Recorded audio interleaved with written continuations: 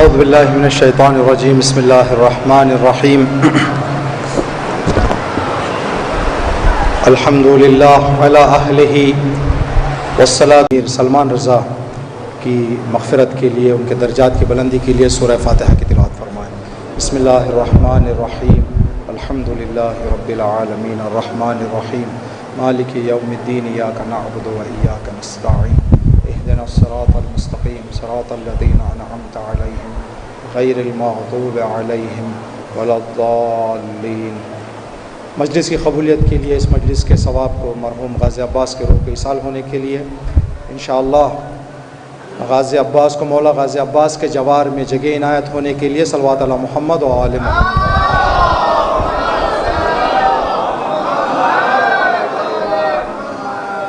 تین چار حدیثیں آپ کی خدمت میں عرض کر کے اس کا ترجمہ عرض کرنا ہے.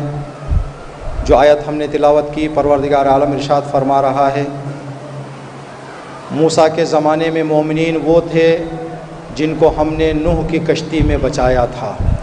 ذریۃ من حملنا مع نوح، ہم نے نوح کے ساتھ جن کو کشتی میں سوار کیا تھا ان کی ذریت اور ان کی نسل حضرت موسیٰ کے وقت بنی اسرائیل نیک لوگوں کی شکل میں موجود تھی. اس آیت کو اس مجلس کے لیے اس لیے ہم نے انتخاب کیا. نوح اللہ کے پیغمبروں میں سے ایک پیغمبر کا نام ہے. جب ان کی ولادت ہوئی اور ایک عرصے تک اپنی زندگی کے ان کا نام نوح نہیں تھا. روایات میں دو نام ذکر کیے گئے ہیں، جن میں سے ایک ان کا نام عبد الملک تھا. لیکن آج ہر مسلمان نوح پیغمبر کے نام سے جانتا ہے. جب امام سے پوچھا گیا کہ مولا عبد الملک سے نوح میں کیوں بدل گیا اور اتنا زیادہ مشہور بھی ہو گیا کہ اب بہت کم لوگوں کو شاید معلوم ہے کہ ان کا نام عبد الملک ہے، سب ان کو نوح سے جانتے ہیں، تو امام نے فرمایا اس لیے کہ حضرت نوح نے تقریباً 950 سال نوحہ پڑھا. نوح یعنی نوحہ پڑھنے والا، گریہ کرنے والا. اتنا زیادہ ان کی زندگی میں یہ عمل ہو گیا تھا کہ وہ مشہور ہو گئے نوح. اور مناسبت جس جوان کی ایصال ثواب کی دوسری برسی کی مجلس میں ہم بیٹھے ہوئے ہیں، یہ بھی ایک ہمارے یہ سبق ہے کہ ہماری زندگیاں پلک جھپکنے سے گزر رہی ہیں. لگتا تھا کہ کل انتقال ہوا، آج ہم دوسری برسی میں بیٹھے ہوئے ہیں. دن بہت تیز گزر رہے ہیں. مولا کائنات فرماتے ہیں کہ فرصتوں کو غنیمت شمار کرو، ابر کی طرح گزر جائیں گے، پتہ بھی نہیں چلے گا. جو بھی فرصت ملتی ہے ہاتھ سے جانے نہ دیں، غنیمت شمار کریں ہم سب اور ان فرصتوں سے فائدہ اٹھائیں. نوحہ خوان تھا جوان، اپنی زندگی کے چند سال انہوں نے نوحہ خوانی میں گزارے. تو اس حوالے سے انشاءاللہ آج کی مجلس میں شاعری پڑھنے کا، اہل بیت کی یاد اور محبت میں شعر کہنے کا دوسرا ہے ہمارے پاس. ایک حدیث میں امام نے فرمایا کہ جو بھی انسان ہماری محبت میں ایک شعر کہے، اللہ اس کو جنت میں گھر بنائے گا جو 7 دنیا سے زیادہ ہیں. ایسی دنیا 7 ڈالیں گے تبھی بھی وہ گھر بڑا ہے اس دنیا سے، 7 دنیا کے برابر. یہ کس کے لیے؟ شاعری کہنے والے کے لیے، شعر کہنے والے کے لیے. اب جو شعر پڑھے گا، خود لکھا ہے پڑھے تو دگنا ثواب ہے. دوسروں کے اشعار پڑھ رہے ہیں، جیسے غازی عباس مرحوم، یہ خود کے شعر نہیں پڑھتے تھے، یہ دوسروں کے پڑھا کرتے تھے. دوسروں کے شعر اشعار جو پڑھتے، نوحہ پڑھنے والوں کا بھی مقام ہمیں پتہ چلا. اب 2 روایتیں اور ہیں. ایک روایت اول من ناحا ابلیس، سب سے پہلا دنیا کے خلق ہونے کے بعد سب سے پہلا نوحہ خوان شیطان، سب سے پہلا نوحہ پڑھنے والا من ناحا. اب جو نوحہ ہم کہہ رہے ہیں کہ یہ نہیں جو ہم لوگ، ہمارے یہاں آج نوحہ کا کیا معنی ہے؟ ہمارے یہاں نوحہ یعنی یہ جو مومنین قرات کرتے، نہیں. نوحہ کا معنی ہے کوئی ایسی بات آدمی درد سے بتائے کہ دوسروں کا دل ٹوٹ جائے، چاہے وہ جو بھی بات ہو، درد سے کوئی بات بتانا جس کو سن کر سننے والوں کے دل ٹوٹ کر نرم ہو جائیں، اس کو کہتے ہیں نوحہ۔ آج یہ جو کتابوں میں آ گئے ہیں ان چیزوں کو ہم نوحہ کہتے ہیں، اس چیز کو نہ سمجھیں، اس لیے کہ اس ٹائم پہ شیطان نے سب سے پہلے ایسے جملے استعمال کیے تھے کہ جن جملوں کو سن کر بی بی حوا اور حضرت آدم کا دل نرم ہو گیا تھا۔ جب اللہ نے ان دو شوہر اور بیوی کو جنت میں بھیجا تو دوسرے راستے سے شیطان اندر آیا، اور وہ جنت بھی یہ جنت نہیں جو اعمال کے جزا میں ملنے والی ہے، بلکہ ایک تمرین کے لیے، ایک پریکٹس کے لیے اللہ نے ایک جگہ بنائی تھی۔ شیطان اندر آ گیا، وہاں پہ آنے کے بعد رونے لگا، ہمارے زبان میں نالا کرنے لگا، فغاں کرنے لگا، بین کرنے لگا۔ دونوں شوہر بیوی کا دل نرم ہو گیا، شیطان کی آواز کو سن کے قریب پہنچ کے کہنے لگے کہ کیا ہو گیا آپ کو؟ ابھی یہاں پر بیٹھ کے کوئی رونا شروع کر دے، سارے مجلس کے لوگوں کا دھیان ادھر چلا جائے گا کہ کیوں رو رہا ہے یہ۔ اسی لیے جو ہمیں کہا جاتا ہے کہ ہمارے اہل بیت کی خوشیوں کو اور غم کو اگر ہم دیکھیں، جتنے اہتمام سے غم منانے کے لیے کہا گیا ہے اتنے اہتمام سے خوشیوں کے لیے ہمیں نہیں کہا گیا ہے۔ محرم جس اہتمام سے ہوتا ہے، دوسرے ہماری عیدیں اتنی اہتمام سے نہیں ہوتی۔ اس کی وجہ کیا ہے؟ ایک وجہ یہ ہے، خوش ہو تو چلنے پھرنے والے کہہ کر یہ چلے جائیں گے آگے کہ خوش ہیں تو اللہ خوش رکھے ان کو، لیکن جب کوئی روتا ہے تو آ کر پوچھتے ہیں۔ تو ہمارا رونا پیغام کربلا کے لیے ہے۔ تو شیطان وہاں پر دکھ سے کچھ کہنے لگا تو جناب آدم اور حوا پہنچے، کہا کہ کیا ہو گیا؟ کہا کہ اتنے اچھے آپ لوگ، اتنی اچھی جگہ، مجھے غم ہو رہا ہے کہ کچھ عرصے کے بعد آپ یہاں سے چلے جائیں گے۔ کہا ہم کیا کریں کہ یہیں پر رہیں؟ کہا کہ بعد میں بتاؤں گا۔ پھر بعد میں آ کر اس نے کہا کہ وہ درخت کے قریب چلے جائیں، کھا لیں، پھر آپ ہمیشہ ہمیشہ کے لیے یہیں رہ جائیں گے۔ یہ شیطان نے دکھ بھرے لہجے میں رو کر جناب آدم اور حوا کو بتایا تھا۔ دوسرا، پیغمبر اسلام کی حدیث ہے، النیاحۃ من عمل الجاہلیہ، نوحہ پڑھنا جاہلیت کی نشانی ہے۔ نوحہ جاہلیت کی نشانی ہے۔ اب وہ دو حدیثیں آپ کے ذہن میں رہیں، اور یہ بھی حدیث ہو کہ سب سے پہلا رو کر، دکھ دے کر دوسروں کے لیے کچھ کام کرنے والا شیطان۔ رسول خدا کی حدیث ہے کہ نوحہ پڑھنا، النیاحہ، نوحہ پڑھنا شیطان عمل جاہلیت ہے، جاہلیت کا عمل ہے۔ یہ کون سا نوحہ پڑھنا ہے؟ رسول خدا صلی اللہ علیہ وآلہ وسلم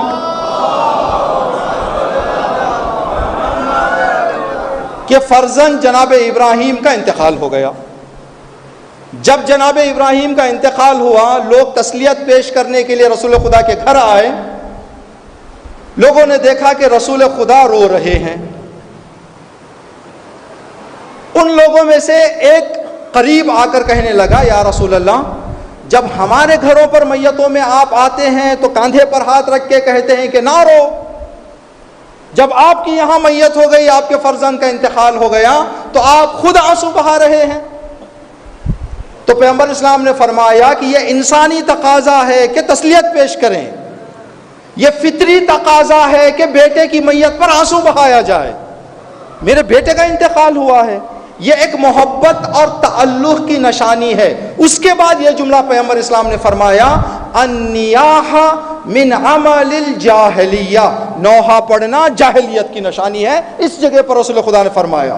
لوگ سمجھ گئے وہاں پہ کہ رسول بتانا کیا چاہ رہے ہیں۔ اس کی وضاحت میں علماء نے لکھا ہے کہ جاہلیت کے نوحے کا مطلب یہ ہے کہ پہلے زمانے میں، اسلام سے پہلے، ایک ٹیم ہوتی تھی، اس ٹیم کا نام تھا نوحہ پڑھنے والی ٹیم۔ جب کسی کے گھر میں میت ہو جاتی تھی، ان کو بلایا جاتا تھا، وہ آ کر الٹے سیدھے باتیں بول کر لوگوں کو رلاتے تھے۔ سچ، جھوٹ، حقیقت، بےہودہ باتیں، ایسی باتیں جو واقعیت سے خالی ہوتی تھیں، ایسی باتیں کہہ کر رلاتے تھے۔ بڑے دکھ کے ساتھ چہرہ دل سے نہیں روتے تھے لیکن رونے کی صورت بناتے، ایسے لگاتے تھے کہ جیسے یہ بہت رو رہے ہیں. تقریباً کہا جائے تو تقریباً ادا نکال کے آواز میں یہ لوگ رلاتے تھے، اور لوگ بیٹھ کے میت کے اطراف رو کے اٹھ کے چلے جاتے تھے. ان کے آنے کا ٹائم بھی فکس ہوتا تھا، جانے کا ٹائم بھی فکس ہوتا تھا، پیسہ بھی فکس ہوتا تھا. یہ والے نوحے رسول خدا نے فرمایا جاہلیت کے ہیں. اب ان دو حدیثوں کو آپ رکھیں، ان دو حدیثوں کو رکھیں. ایک اور حدیث آخری، پھر نتیجہ آپ کی خدمت میں لیں گے. ایک کوفے کا رہنے والا شاید کربلا کے 100-150 سال کے بعد اس دور کے ایک عالم کے پاس پہنچا. عالم کے پاس پہنچ کے کہنے لگا، اگر ہم جان بوجھ کر ایک مکھی کو مار دیں تو کفارہ کیا ہے؟ بھولے سے چلتے پھرتے پیروں میں آ کر چلی جائے تو نہیں، ہم نے دیکھا کہ مکھی ہے، ہمیں کوئی تکلیف بھی نہیں دے رہی ہے، اس کے بعد بھی ہم نے مار دیا، تو اس خطا کا کفارہ کیا ہے؟ حاکم جو فقیہ تھے، جو حکیم تھے، انہوں نے سوال کیا کہ تم کس گاؤں والے ہو؟ مکھی کے مارنے کا اتنا تم کو افسوس ہو رہا ہے تو تم کس شہر کے رہنے والے ہو؟ تو اس نے کہا، جناب میں کوفے کا رہنے والا ہوں. تو انہوں نے سر جھکا کے نیچے فرمایا، یا حسین، آپ کے عزاداری نے کوفے کو کتنا پاک کر دیا. کل انسانوں اور اماموں کو مارنے کے لیے تلواریں لے کر آتے تھے، آج مکھی کے مرنے پر افسوس کر رہے ہیں. کتنا ترقی کر گیا کوفہ. یہ ترقی کہاں سے ہوا؟ نوحوں سے. تو یہاں سے پتا چلتا ہے کون سے نوحے لکھنے اور پڑھنے پر جنت. وہ نوحے اور وہ پڑھنے اور لکھنے پر جنت ہے جس سے کربلا مضبوط ہو. جن نوحے پڑھنے یا لکھنے سے کربلا کمزور ہو تو وہ عمل جاہلیت میں شمار ہوگا. یہ نوحہ بڑا مضبوط ہتھیار ہے دین مبین اسلام کا، اگر صحیح استعمال ہو. صحیح استعمال. آج افسوس کے ساتھ کہنا پڑتا ہے، آپ جائیں یوٹیوب چینلوں میں، صرف ان کے چہرے اور ان کے کپڑوں پر دھیان جاتا ہے، نوحہ کیا پڑھ رہے خیال میں نہیں آتا. اس طرح سے سج دھج کے ماحول بنا کے نوحے پڑھے جا رہے ہیں کہ مانا پورا نوحہ سن کے نہ دل ٹوٹ رہا ہے نہ آنکھوں میں آنسو آ رہے. تو یہ کس زمرے میں آ رہا ہے؟ یہ عمل الجاہلیہ کے زمرے میں آ جائے گا. رسول کی رحلت کے بعد فاطمہ زہرا نے کچھ نہیں کیا، صرف نوحہ کیا، غدیر بچ گئی. غدیر ایک نوحے کا نتیجہ ہے. فاطمہ زہرا کے نوحے نے غدیر کو نجات دی. جناب زینب و امام سجاد کے نوحوں نے کربلا کو حیات دے دی. تو وہ نوحے پڑھنے اور وہ نوحے لکھنے کے لیے جنت اور جنت کا حقدار ہو جائے گا جس سے کربلا مضبوط ہو، جس سے لوگ دین سے قریب آ جائیں، جس میں لوگوں کی معرفت میں اضافہ ہو جائے. اگر ایسا نہیں ہو رہا ہے تو پھر ان نوحے اور پڑھنے اور لکھنے والوں کے لیے کچھ اجر نہیں ملے گا. آخری بات اور مصائب کی طرف آئیں کہ نوحہ انسان کے دل کو چھونا چاہیے. جب آدمی نوحہ سنتا ہے، پڑھتا ہے. کچھ عرصہ پہلے ہم کہیں باہر گئے ہوئے تھے مجلس پڑھنے کے لیے، تو مشہور جو دنیا کے نوحہ خان ہیں، ان نوحہ خانوں میں سے ایک نوحہ خان وہاں پر آئے ہوئے تھے. جس سینٹر میں ہم تھے ان کو خبر ہوئی کہ وہ آئے ہوئے ہیں، تو ان کو سینٹر میں بلا کے کچھ مجلسیں پڑھوانے، کچھ نوحے پڑھوانے کا ارادہ کیا. جب کال کیا گیا ان کو تو انہوں نے کہا 1 گھنٹہ $3000. 1 گھنٹہ $3000، یہ سیدھا آفر تھا ایک مشہور نوحہ خان کا. تو انہوں نے کہا کہ مولانا صاحب ہمارے پاس طاقت نہیں ہے، انشاءاللہ کبھی اور مرتبہ دیکھیں گے. تو جو اس طرح کا کام کرے تو کیا کربلا اس سے عام ہوگی؟ کیا کربلا اس سے مضبوط ہوگی؟ کیا کربلا اس سے تبلیغ ہوگی؟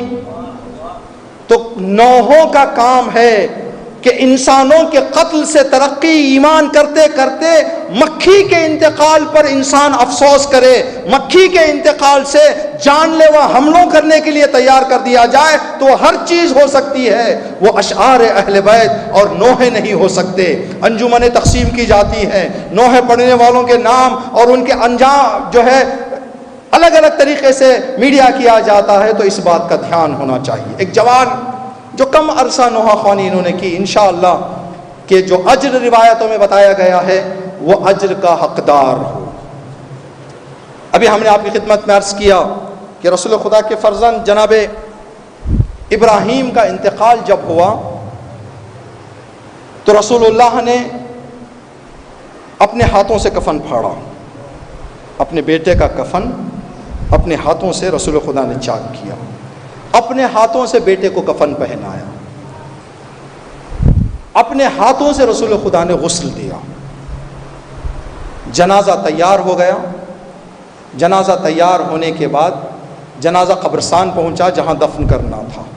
یہ بات آپ کے ذہن میں رہے، حضرت نوح کو نوح کہنے کی ایک اور علت بھی یہ ہے کہ جب کشتی تیار ہو رہی تھی حضرت نوح کی، تو اس لیے کہ وہ صرف خاص مومنین اس کشتی میں بیٹھنے والے تھے، تو اس کا پلان بھی جنت سے آیا تھا، اس کا میٹیریل بھی جنت سے آیا تھا۔ جب آخری مراحل میں تھی کشتی تیار ہونے کے لیے تو میخوں کی ضرورت تھی، تو جبرائیل امین 100 میخ لے کر جناب نوح کے پاس آئے۔ جناب نوح جہاں جہاں ضرورت پڑتی میخوں کا استعمال کرتے، آخر میں 5 میخ بچ گئے تھے۔ ایک میخ کو حضرت نوح نے اٹھایا تو دیکھا اس میں چمک آ رہی ہے۔ جبرائیل کھڑے ہوئے تھے، کہا جبرائیل میں نے 95 میخوں کو استعمال کر لیا، 94 95، مجھے کچھ ایسا احساس نہیں ہوا، اس میخ میں کیوں مجھے ایسے احساس ہو رہا ہے؟ کہا کہ یہ میخ رسول اللہ کے نام سے منسوب ہے اس لیے نور ہے، یہ رسول خدا سے منسوب میخ ہے، اس کو کشتی کے داہنے طرف لگائیں کشتی کی حفاظت کے لیے۔ دوسری میخ جب اٹھائی اس سے بھی نور آیا، کہا کہ جبرائیل نے جناب نوح سے کہ اس کو بائیں طرف لگائیں، یہ امام علی سے منسوب میخ ہے۔ تیسری میخ اٹھائی اس سے بھی نور آیا، کہا کہ جناب سیدہ سے منسوب میخ ہے، اس کو رسول خدا کی میخ کے ساتھ لگائیں۔ چوتھی میخ میں بھی نور آیا تو جبرائیل نے کہا یہ امام حسن سے منسوب میخ ہے، اس کو امام علی کی میخ کے ساتھ لگائیں۔ جب آخری میخ حضرت نوح نے اٹھائی، نور کے ساتھ ساتھ آنسو نکلنے لگے، حضرت نوح کے آنکھوں سے آنسو نکلنے لگے۔ جبرائیل سے کہا کہ جبرائیل میں نے 4 میخوں کو استعمال کیا، نور بھی تھا لیکن آنسو نہیں آ رہے تھے، یہ کون سی میخ ہے، یہ کس سے منسوب ہے کہ میرا دل بھی ٹوٹتا ہے، میرے آنکھوں سے آنسو بھی نکل رہے ہیں؟ تو جبرائیل نے کہا کہ نوح تھوڑی دیر بیٹھ جاؤ، میں پڑھتا رہوں گا، تم روتے رہو کہ ایک حسین آئے گا، رسول اللہ کا نواسا ہوگا جو 3 دن کا پیاسا ہوگا۔ جناب نوح آنسو بہاتے جا رہے ہیں، جبرائیل مرثیہ پڑھتے جا رہے ہیں۔ جناب نوح سے کہا کہ نوح اس حسین کا ایک جوان بیٹا ہوگا جو باپ کی نگاہوں کے سامنے جس کا سینہ چھد جائے گا۔ نوح بیٹھ گئے، افسوس کرنے لگے۔ یہاں پر نوح مسلسل پھر 50 سال تک کربلا کو یاد کر کے روتے تھے۔ جناب نوح اس عمر میں رو رہے تھے، اس وقت رو رہے تھے۔ یہاں جناب ابراہیم کا جنازہ قبرستان پہنچا، رسول خدا جب قبرستان پہنچے ایک کونے میں جا کر بیٹھ گئے۔ لوگ یہ سوچ رہے تھے جب کفن رسول نے پہنایا، جب غسل رسول نے دیا، جب جنازہ رسول نے اٹھایا، جب نماز رسول نے پڑھائی تو رسول آئیں گے قبر میں اتاریں گے۔ تو رسول خدا نے فرمایا نہیں، میں نہیں آؤں گا، میرے دل میں برداشت نہیں ہوتی ہے کہ میرے آنکھوں سے میرے لخت جگر کو سپرد خاک کروں۔ کفن بند تھا، ابراہیم کا چہرہ نظر نہیں آ رہا تھا۔